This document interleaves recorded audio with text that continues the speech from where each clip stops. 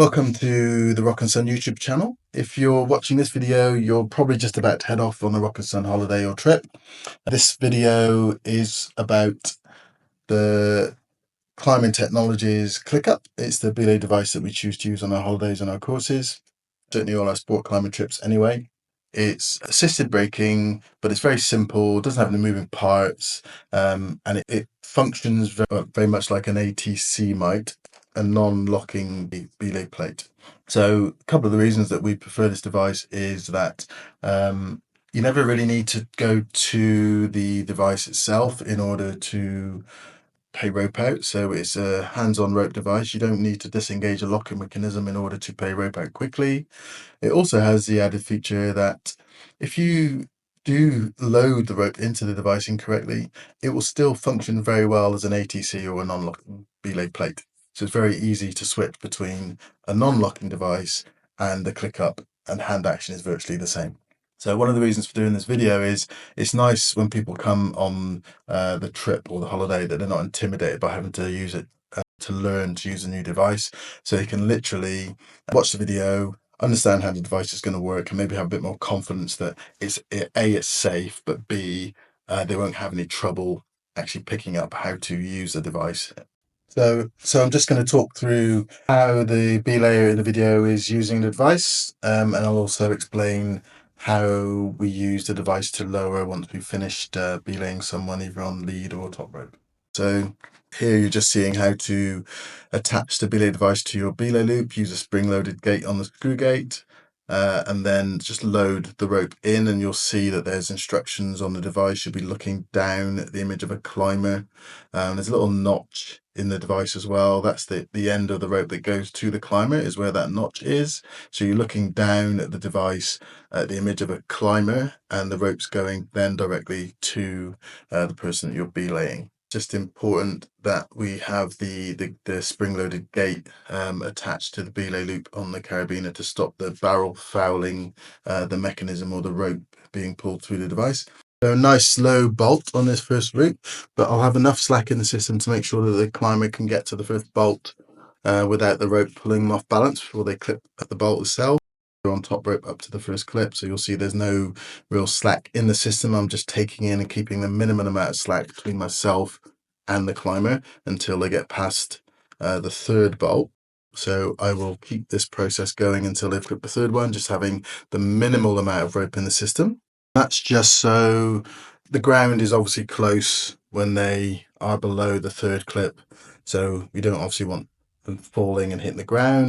And then once they clip the third one, you'll notice that I'll move back, give myself a little bit more space so I can give a dynamic catch. I'll also notice that I've got 1 foot forwards and 1 foot back, even though I'm up against the wall. I want to be braced and I want to be in balance. If I'm standing flat-footed, both feet next to each other, and the climber falls off, that might pull me off balance, and then I might want to put my one or both of my hands out to protect myself from falling forwards, and therefore compromising my ability to belay safely.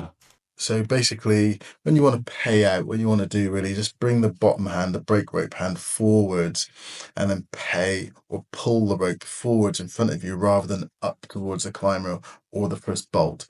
What you'll find is that if you're pulling the rope forward rather than up, what that tends to do is just keep the ropes parallel within the belay device, and this will work with any assisted braking device essentially, that if the ropes are kind of more parallel as you pull the rope through, there's less friction in the device, so therefore there's less likely for it to lock up on you. That'll be the same for a grigger or any other device that you're using.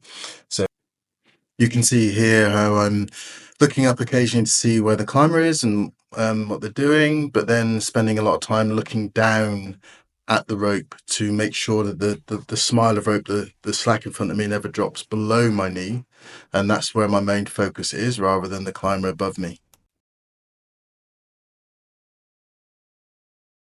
You can see there how the device locked up. It was very easy for me just to wrap my hand around the device, push it in upward direction, and that just unlocks the device and allows you to continue giving slack. The smile in the rope just gives you a bit of a head start with the belaying, stops you short roping the climber, but also helps with a softer catch. And then it's the knee of the straight leg that you want to monitor to what the smiler rope never drops below that straight leg knee. And then obviously you're going to need to lower the climber down again once they get to the top. So all you're going to do when they shout down or lower, take in until the click up clicks up. Now you can see that the corner is pointing up towards my chest or my face. And now I'm just going to use my fingers on the belay loop and my thumb, in this case on the corner, use that as a lever, press that down, that'll release the tension on the belay device and I can lower. And here I'm just dealing with any twists or tangles in the rope. Both hands, I stop lowering and then go back to lowering once I've managed the tangles. Now I'm sort of demonstrating how to use the heel of your hand rather than your thumb if your hands aren't big enough or the thumb not strong enough. Just the heel of your hand on the corner, nice straight arm on the brake rope, and then if you need to manage any tangles, take both hands on the rope to do that rather than trying to lower and do that as you lower. So stop lowering, manage the rope, then go back to lowering again.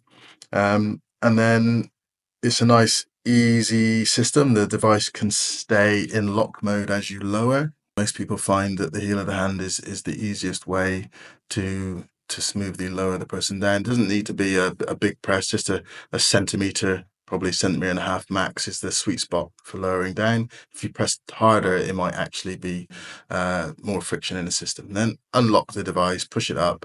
Once the climber's down, they've said safe, you can hold on to the device and then pull the load of slack through so the climber is able to get the tension off the harness and untie.